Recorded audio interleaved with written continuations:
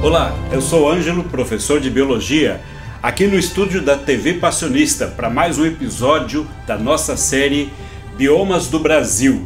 Hoje eu vou falar sobre o bioma do Pantanal, uma planície alagada que fica bem perto da nossa fronteira com o Paraguai e com a Bolívia. Inclusive, esse bioma está presente nesses dois países. Aqui no Brasil, o bioma fica entre o Mato Grosso e Mato Grosso do Sul. É um paraíso reconhecido por todos que têm a oportunidade de conhecer. E na verdade, mesmo sem estar lá pessoalmente, qualquer um pode ter uma noção da importância e da beleza desse lugar. Olha, para vocês terem uma ideia, nós temos uma noção através de imagens, através de filmes, etc., de que o Pantanal é um lugar que tem muita água. Óbvio, por isso ele tem esse nome que se assemelha a pântano, que é um lugar encharcado. Na verdade, ali você tem uma rica bacia hidrográfica, cujo principal rio é o Rio Paraguai. E aí, o que acontece? Nos meses de chuva, que acontecem formando um período desde novembro até abril, esses rios importantes daquele lugar, cujo principal é o Paraguai, eles avançam e transbordam as suas margens, alagando a planície e formando grandes espelhos d'água. Na verdade, o Pantanal não é feito apenas de planície. Existem regiões um pouco mais elevadas e regiões intermediárias. A vegetação vai depender do lugar onde a planta está. O tipo, por exemplo, é muito comum encontrar no Pantanal a gramínea. Então a gramínea, ela é típica da região que está sendo alagada todo o ano. Existe também a presença de arbustos, tá? Esses arbustos estão numa região um pouquinho mais alta, uma região que a gente pode chamar de intermediária. E existe a grande árvore, a árvore de grande porte, que está na região mais alta. Portanto, existem algumas variações de vegetação naquele lugar. Mas, obviamente, a gramínea predomina, porque ela está no lugar onde existe a invasão da água nesse grande período de cheias e, juntamente com a água que transborda do rio, existe também a deposição de grande quantidade de materiais que funcionam como adubo para essa região. Portanto, é uma região extremamente fértil.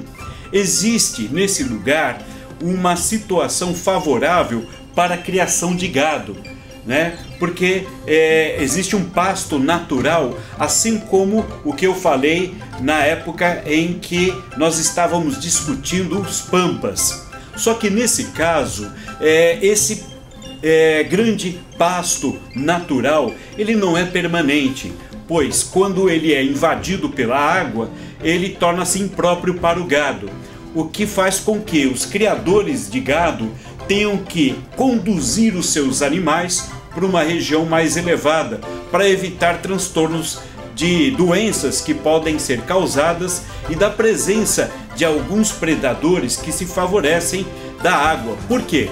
Porque quando o rio ele transborda, ele amplia a área que a piranha, por exemplo, e o jacaré podem transitar. Então esses animais mais perigosos, eles têm mais terreno para explorar. Então é natural que os criadores de gado retirem seus animais para outras áreas mais elevadas. Além do mais, o gado ele não tem muita tolerância em ficar dentro da água. Eles têm, por exemplo, dificuldades em urinar quando isso acontece. Bom, esse grande alagamento, com essa deposição enorme de matéria orgânica, ela cria uma condição excelente para o desenvolvimento de diversas espécies de animais. A começar por pequenos crustáceos, que acabam se alimentando de matéria orgânica trazida pelo rio, né? Formação de lagos, né? Daquela porção de água que demora mais para voltar ao leito do rio.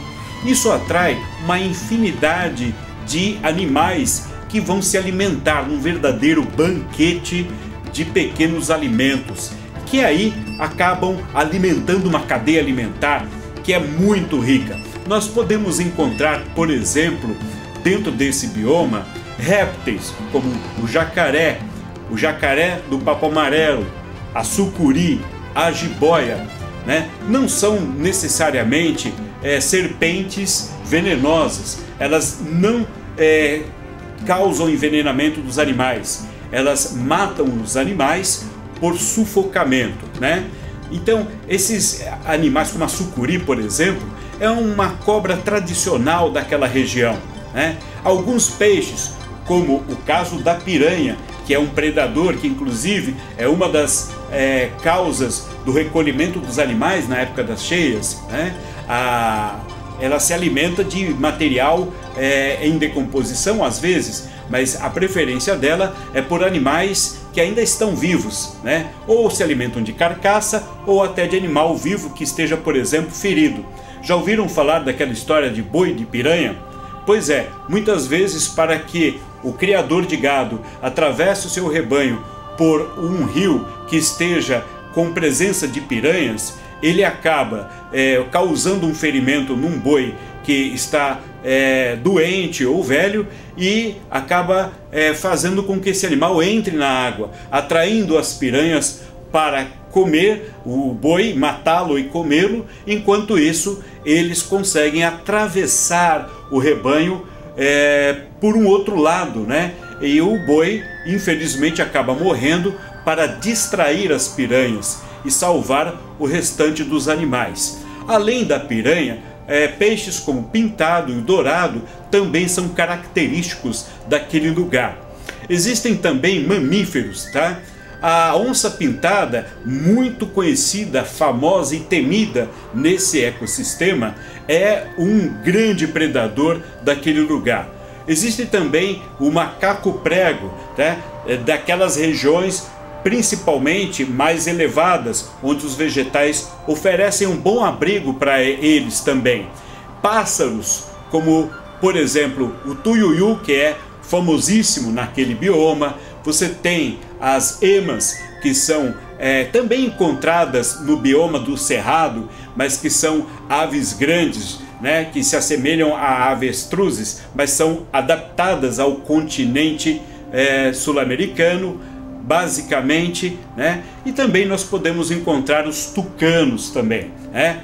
Que também exercem também uma certa atividade predadora naquele lugar. Pois é, essa é uma característica importante desse bioma riquíssimo, uma fauna e flora espetaculares, mas que, pela presença do homem, através da criação de gado, ocorreu, obviamente, o desmatamento, né? A falta de algumas espécies, né? A pesca predatória, né? A biopirataria, e isso acaba causando algumas modificações que não são boas para aquele ecossistema, mas é sem dúvida uma grande riqueza que nós temos em nosso país, ok? Espero que você tenha gostado. Eu volto uma outra hora com mais um vídeo para vocês. Um forte abraço a todos e até a próxima. Tchau!